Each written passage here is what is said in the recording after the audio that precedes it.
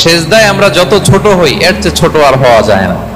সেজদায় আমরা যতটা বিনয়ী হই একটা মানুষ এর চেয়ে বিনয়ী আর হতে পারে না। এই তো নামাজ শুরু করলাম, আল্লাহু আকবার, এরপর রুকুতে জাস্ট বো ডাউন আর হেড, মাথা একটু ঝুঁকালাম, আর সেজদায় একেবারে মাথাটারে কি করলাম, মাটিতে মিলিয়ে দিলাম।